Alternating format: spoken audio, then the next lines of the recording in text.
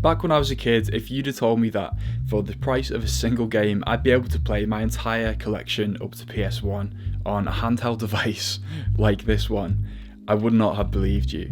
Gaming has changed immeasurably since the 90s, but going back and playing some of those classics on the POWKIDDY V10 really confirms in my mind that it hasn't necessarily gotten any better. Hardware, on the other hand, definitely has, and it's pretty astounding that you can now spend $40 on something like the POWKIDDY V10, get all of those games and enjoy them on a bigger and brighter screen with much better battery life. The POWKIDDY V10 in this video was sent out to me by AliExpress for review.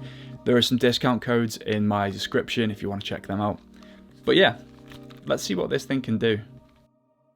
The POWKIDDY V10 is a bit of an odd form factor for sure. It's a 3.5-inch display with a 480 by 320 resolution, but it doesn't necessarily have the length to back that up, so it looks like it's kind of warped out of shape. Whether you think this handheld is the right one for you is really going to depend on how well that screen matches up with the systems you want to emulate. The SD card is going to come rammed with titles all the way from arcade classics up to PlayStation 1, and you can put your own ROMs on if you so desire. But given that 3:2 aspect ratio is the native output setting of the GBA, albeit with 2 times more pixels, this is really going to shine playing the Game Boy Advance. Finding the games you actually want to play may be a little bit difficult because they're not necessarily sorted in the best manner within the SD card, so I would follow Retro Game Core's advice, stick it into your computer, find the ROMs you want to play and delete the rest. I was very happy to see though that there are some Fire Emblem games pre-installed on here,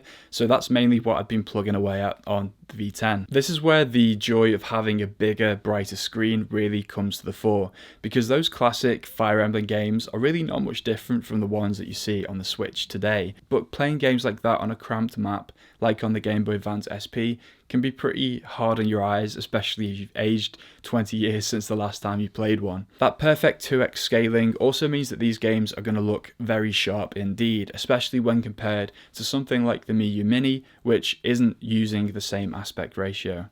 If you do want to boot up games from the Mega Drive or the PlayStation 1, then you're going to see a lot more cropping on the V10. You're still going to get really beautiful, vibrant colours out of this display. Playing through The Lion King on Sega Mega Drive has been an absolute joy too, but especially if you move over to something like the PlayStation 1, it feels like a bit more of a gimmick that it's available on this system. The screen is just far too small, so if you're playing something like Ridge Racer Type 4, you're going to get incredibly small text, and playing games like Crash Bandicoot just feels very cramped and difficult to maneuver on a small display like this. For $40 though, who's really complaining? Another aspect of the V10 that I really appreciate is the audio. It has a front-facing speaker that gets really loud. If you push it up all the way up to the maximum volume setting, then you're going to hear a bit of clipping, but it also can play at a very quiet volume, and you can actually play this next to somebody else and they might not even realize that you've got the sound on, so I really like that. There's also a headphone jack, so that of course helps too. To perform any kind of macro action across this device, you will have to memorize some button presses. To change the volume, that means pressing the plus button in the top right hand corner of the pad alongside the left and right buttons on the D-pad. The problem is that the game keeps running as you're doing this, so if you're playing like a platformer, you're just going to run off a cliff every time that you want to higher the volume. You can change the brightness of the display using the same method, just press up or down, and if you do this right to the max, you will start to see the limitations of the display itself. It is quite dim, and if you take it outside in direct sunlight, you're probably not going to be able to see what you're doing. Memorizing these button combos though does come with its own risks. For example, if you load a save state instead of saving it, that's happened to me a few times and it's really frustrating. But other than that, honestly, I really like the buttons and the layout of this controller. Because it's a little wider than something like the Mii U Mini, it can be a little bit more comfortable to hold if you've got bigger hands.